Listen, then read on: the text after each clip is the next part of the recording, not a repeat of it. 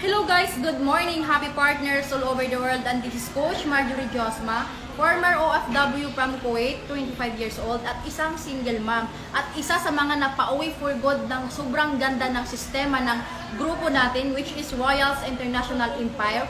Isa sa mga full-timer na ginagawa ko yung negosyo at ngayon guys, so sobrang ganda po talaga ng background ko. So nakita nyo po yan, natural po talaga yan kasi andito po kami ngayon ng buong grupo na nandito po sa exclusive na resort sa Pansol dito sa Calamba, Laguna. So ginawa ko po itong video na to dahil gusto kitang i-inspire lalo na sa mga kagaya kong OFWs. Kung mapanood mo tong video na to, alam kong mas marirelate mo rin po ito. So grabe lang guys dahil bilang isang OFW, alam naman po natin na hindi ganun kadali yung pagiging OFW, lalo na pinakaunang sakripisyo po natin is yung iiwan natin yung mga mahal natin sa buhay para mabigyan ng magandang kinabukasan. So i-share ko lang po sa inyo guys kung paano ko po napabilis ang pag-uwi yung sarili ko for good dito sa dahil dito sa negosyo natin which is empowered consumerism.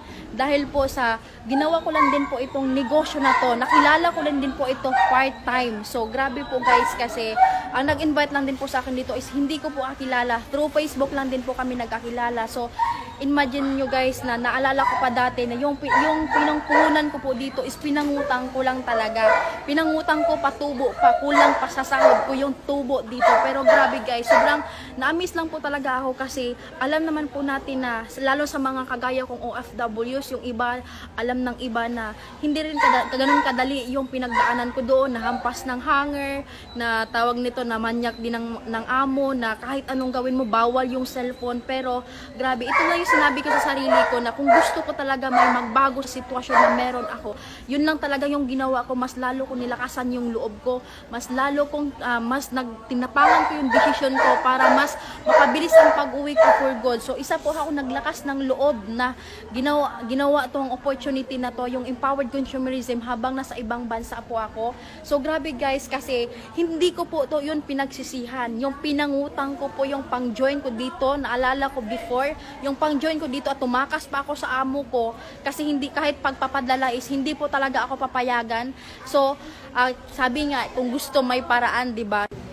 I-share ko naman po sa iyo kung paano ko mas napabilis ang pag-uwi ko for good, na paano ko siya ginawa na habang nasa ibang bansa ako, na bakit ako kumita ng malaki habang nandyan ako sa ibang bansa. At ang kagandahan pa po kasi nag-ano lang din naman po ako, naglakas ng loob lang din naman po ako na nakilala ko lang din naman po yung taong nag-invite po sa akin through Facebook lang din po, or napresentahan lang din po ako dito sa negosyo na to is through Facebook lang din po. So sobrang ganda po talaga kasi marami din namang alam ko naman na hindi ganun kadali talaga yung pagiging isang OFW, lalo na kung OFW ka makapanood ng video na to, kasi dumaan din talaga ako sa na hinampas ako ng hangir ng amo ko, minanyak ako, bawal yung cellphone, yung kain sa katatlong beses na ginagawa natin dito sa Pilipinas, isang beses na lang. Pero yun yung isa sa mga ginawa kong motivation na bakit mas lalo akong naglakas na loob na kahit wala akong experience sa ganitong negosyo na to. Kasi imagine niyo guys, 20 years old po akong nakipagsapalaran sa ibang bansa para lang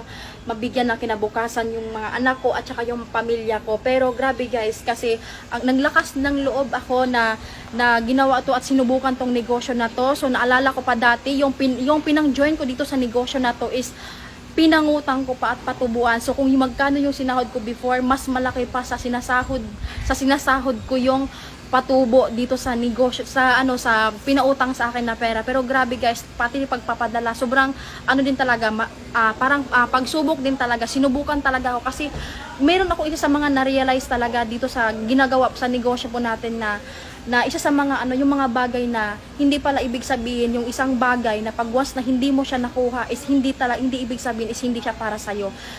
Dinadaan ka sa maraming challenge na kung gaano ka rin talaga ka-deserve na makuha mo yung gusto mo.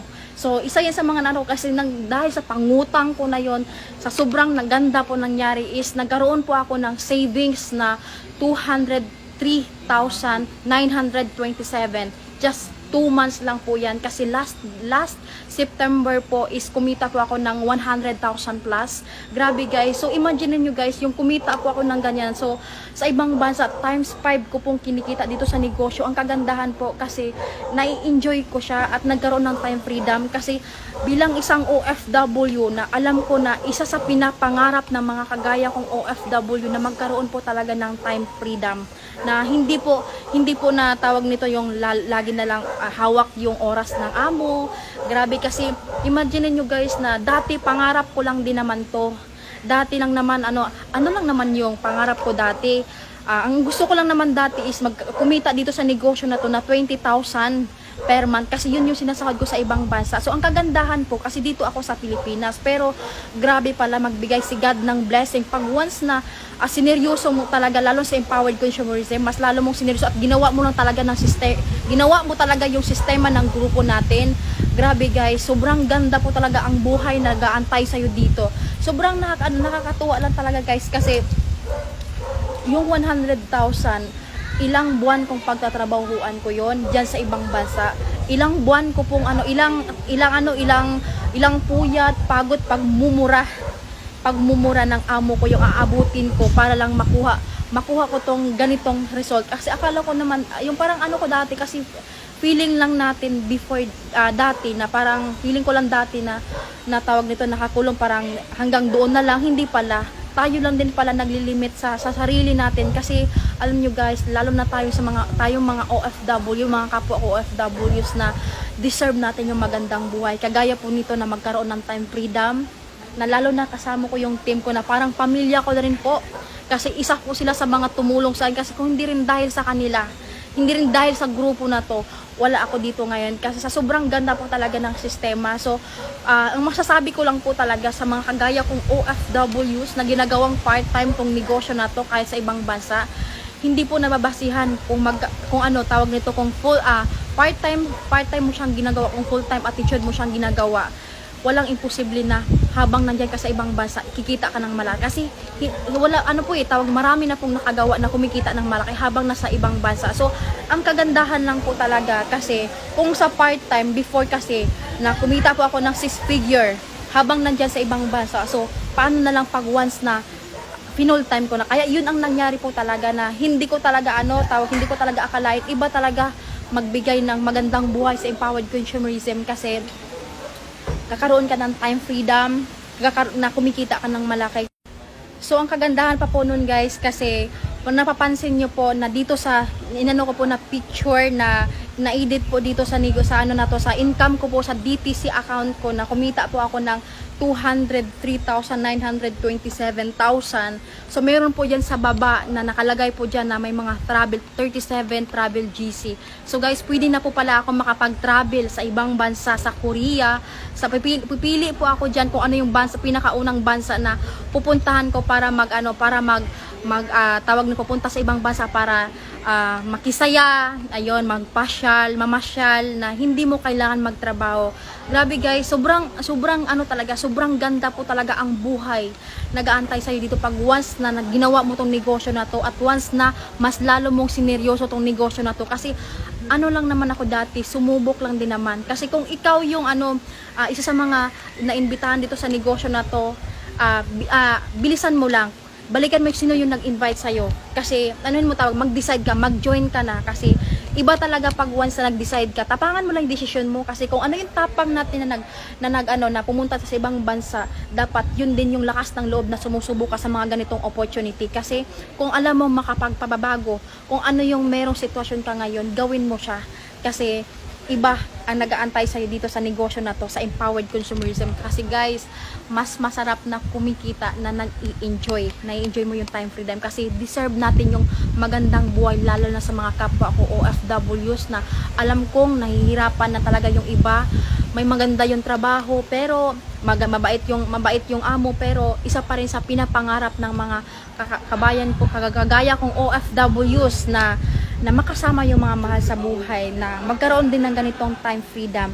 'Di ba po? So, thank you so much po at sa lahat po ng mga nakapanood ng video na to. So, I hope na na-inspired ko po kayo dito sa ginawa ko pong video na to guys. So grabe po talaga guys kasi sobrang sarap po talaga ang buhay na dito ka sa Empowered Consumers, lalo na sa nasa tamang grupo ka. Kaya mas lalo mong seryosohin habang nandyan ka sa ibang bansa at para mas para ikaw naman yung next na makauwi for good at makakasama namin dito sa Pilipinas. So, grabe po talaga. So, grabe guys. So, ang ganda po talaga dito yung view. Yan. So, exclusive po. Kami lang po talaga dito. Yung sa team lang po natin. Yan. Grabe guys, nag-i-enjoy ka, na kumikita ka pa. So, grabe, asan ka pa nun, 'di ba? So, grabe talaga guys. Kaya, ikaw naman yung next, wag na wag kang papayag na habang panahon kang papakinabangan ng amo mo. Kasi, kung nagawa ko, magagawa mo rin. 'Di ba? At syempre po, nagpapasalamat din po ako sa lahat ng mga mentors ko, sa mga coaches na nag-guide po sa akin dito, sumusuporta na habang nasa ibang bansa ko at yung until sa nakauwi ako for good at hanggang ngayon po na nakasama ko po sila dito ngayon dito sa pag-i-enjoy na to. So grabe po talaga guys. So sobrang ganda na po talaga yung nangyayari sa panahon ngayon kasi kahit sa Facebook lang kaya mong kumita ng mas malaki pa sa sinasahod mo. Kailangan mo lang subukan, magtiwala at maglakas ng loob. So kasi kung nakaya ko, kayang-kaya mo rin. Kaya ikaw naman ang next na makakauwi for good at deserve mo rin ang magandang buhay na nag-aantay dito sa Empowered Consumerism. So ayun po, so thank you so much po sa lahat na makapanood ng video na to at kung na-inspired ka, grabe, mas lalo mo lang talagang seryosohin kasi sobrang sarap at abangan din po yung mas magaganda pa pong mangyayari dito sa Empowered Consumerism kasi grabe talaga guys ang buhay na nag-aantay sa iyo dito, nagkakaroon ka ng time freedom na kumikita ka at makakasama mo yung mga mahal mo sa buhay. So thank you so much po and happy networking, more power and God bless.